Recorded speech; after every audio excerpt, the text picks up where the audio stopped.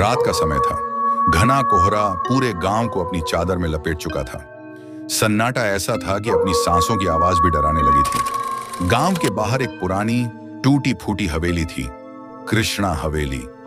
कोई वहां जाने की हिम्मत नहीं करता था, क्योंकि कहा जाता था कि वहां हर अमावस की रात एक औरत की चीख सुनाई देती है। 4 दोस्त रवि, सौरभ, नेहा और दीपक ने मजाक मजाक में तय किया कि वे उस हवेली में रात बिताएंगे। रवि बोला, डर किस बात का, वो सब सिर्फ अफवाह है। नेहा ने कांपते हुए कहा, पर लोग कहते हैं वहां से लौटकर कोई जिंदा नहीं आया। सब हंसते हुए हवेली की ओर निकल पड़े। हवेली का लोहे का दरवाजा झर्र की भयानक आवाज के साथ खुला। अंदर जाले लटक रहे थे। दीवारों पर पुरानी तस्वीरें थीं, जिनकी आंखें मानो उनका पीछा कर रही हों। दीपक ने टॉर्च ऑन की। सामने एक टूटी खिड़की में किसी के सफेद साए का प्रतिबिंब दिखा, पर जब उसने पलटकर देखा, वहां कोई नहीं था। धीरे धीरे हवेली में अजीब आवाजें आने लगी।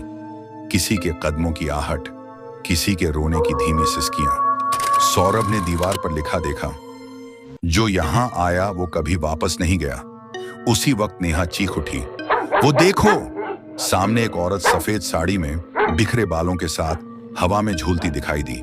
उसकी आंखों से खून बह रहा था।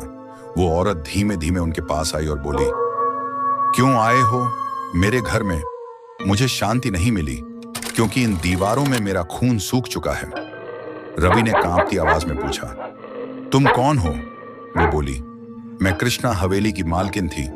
मेरे पति ने मुझे इसी कमरे में जला दिया था। अब हर अमावस को मैं लौटती हूँ नए मेहमानों की आत्मा लेने। अचानक हवेली का दरवाजा अपने आप बंद हो गया। चारों फंस गए। एक एक कर सबकी टॉर्च बंद होने लगी।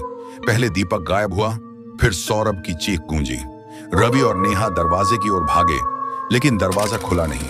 पीछे मुड़े, वो औरत उनके बिल्कुल पीछे थी।